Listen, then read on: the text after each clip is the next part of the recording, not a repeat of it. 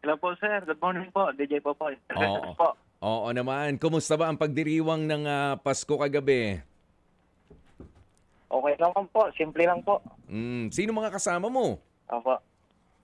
Yung asawa at dalawang anak ko po. Kami lang Okay. naman po eh. Oo. Anong oras yan? Opo. Kasi si Manong Ted maaga nag-Noche Buena. Oo. As early as 7 p.m. nag-Noche Buena na.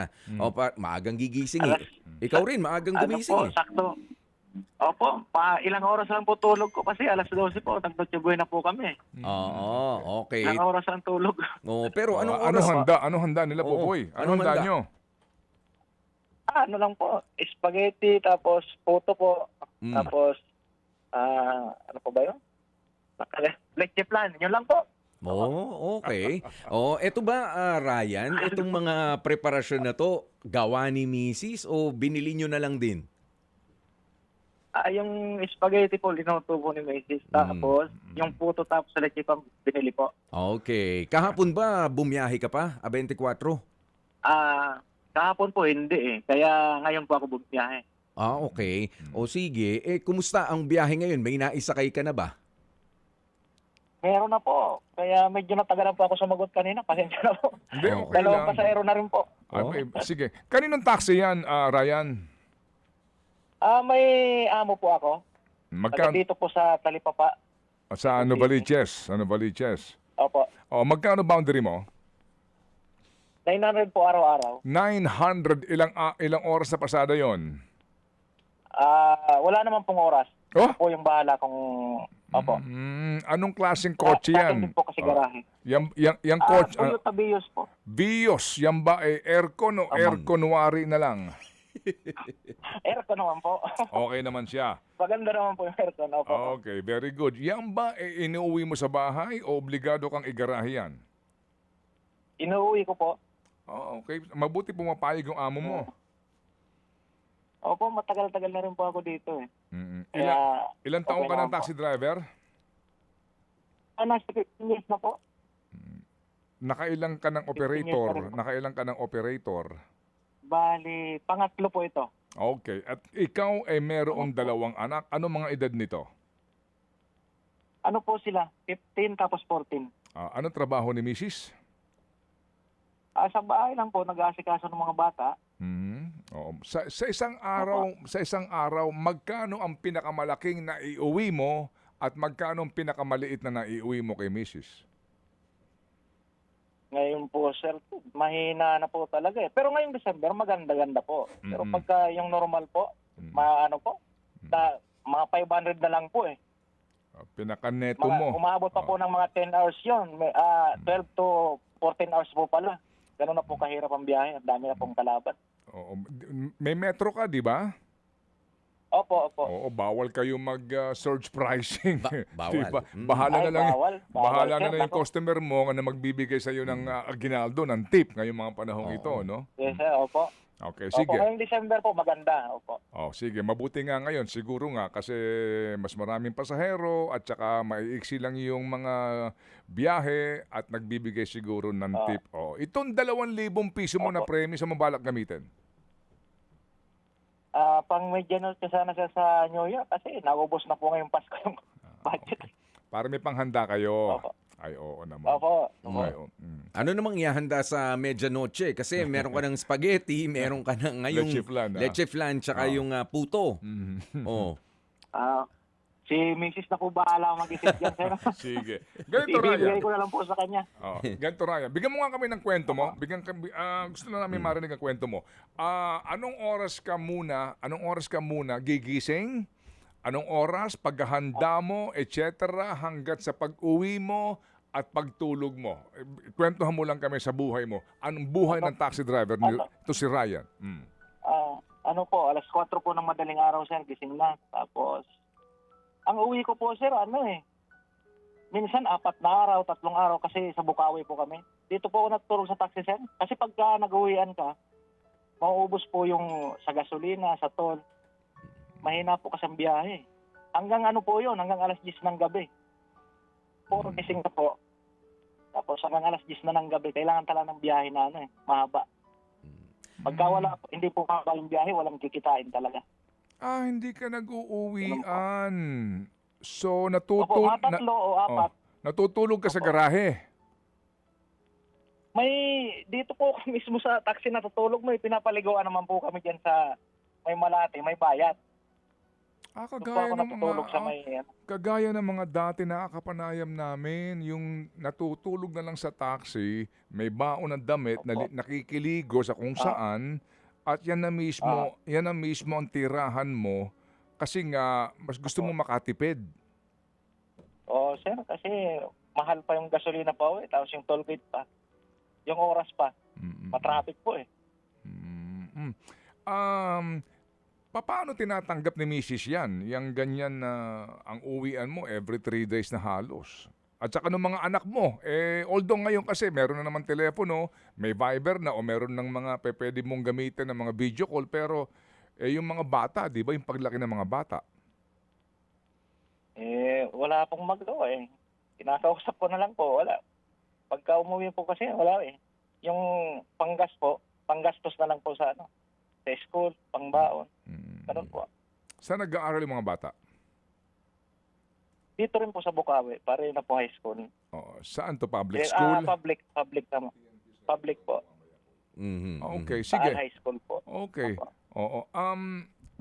Sorry kasi ngayon Paskong Pasko, pero gusto ko lang talagang malaman ang damdamin ng ating mga kababayan. Dito sa hirap ng buhay mo, ang bahay mo, ang tinitirahan mo, taxi, ang tinutulugan mo yung taxi mo mismo. Pero sa aming mga balita narinig mo, nakita mo ba yung bulto-bulto ng pera sa billiard table? Nakita mo yon sa mga balita? Ako, opo. Oo. Oo At nga po ikay taga-Bulok ang pa man din, no?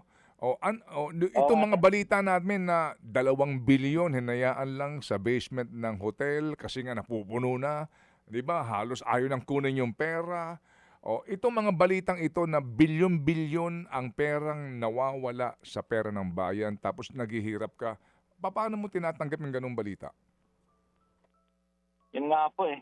Sila po, ang sarap ng buhay nila. Yung mga mahirap pong tulad namin, wala. Sana nga po may makulong. Sana makulong po talaga. Yun lang po. Wala pong ibang Sana wag piliin kung sino po talaga yung sana po makulong. Yun po ang Parang ngayon po kasi walang nangyayari eh. Wala po eh. Wala po talaga. Ang hirap na po, lalo dito sa kalsada, sir, napakahirap.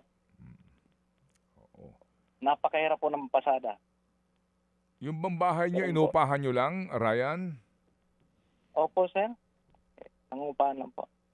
Ang hirap nga ng buhay nitong si Ryan. Magkano upa mo, Ryan? Yung dito po sa amin, 2.5 lang po kasi Bulacan naman eh. Tapos medyo dulo na po yun, sir. Medyo loob na. Kaya,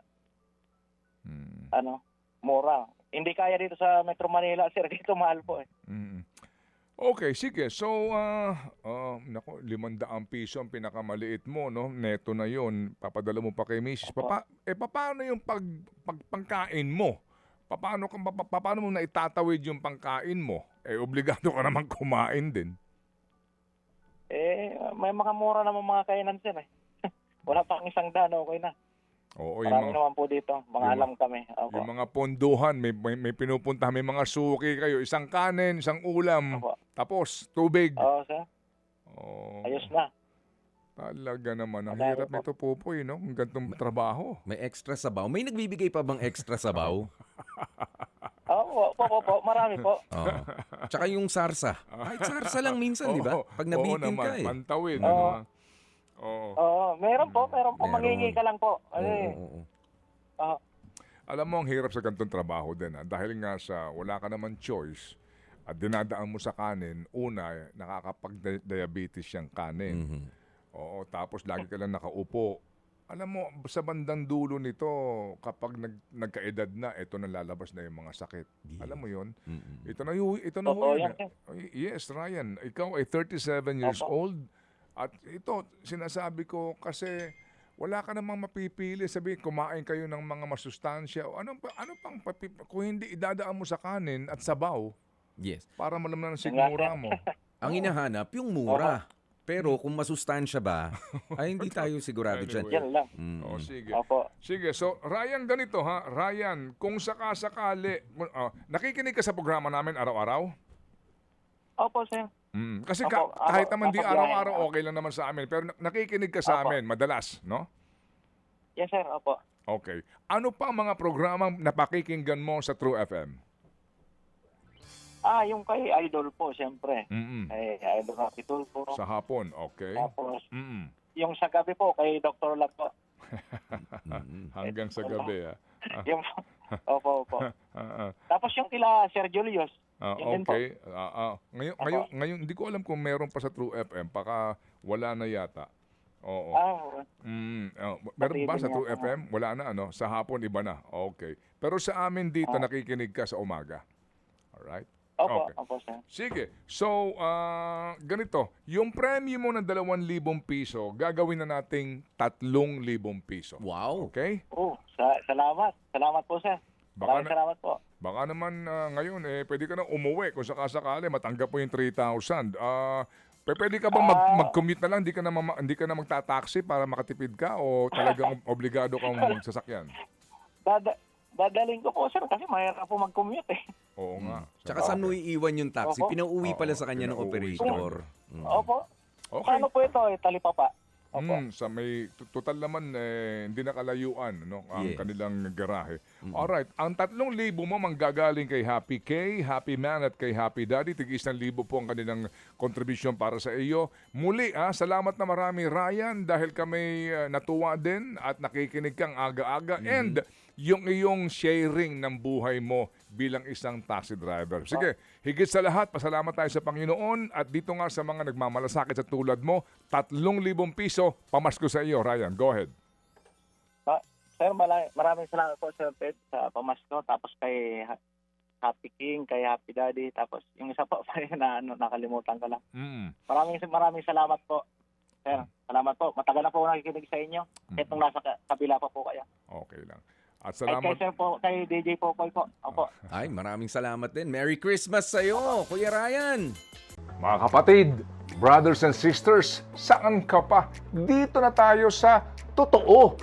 Dito na tayo sa True FM. Mga kapatid, mag-subscribe and follow po kayo sa social media accounts ng True Network PH. Yan po kami. Hanapin nyo lang True Network PH, Facebook, Instagram, YouTube, TikTok, and podcast. Mapa Apple or Spotify man yan, mahahanap nyo kami. Lahat ng mga napapanood at napapakinggan nyo po sa programa, nasa social media accounts namin yan. So, paano mga kapatid? See you sa social media!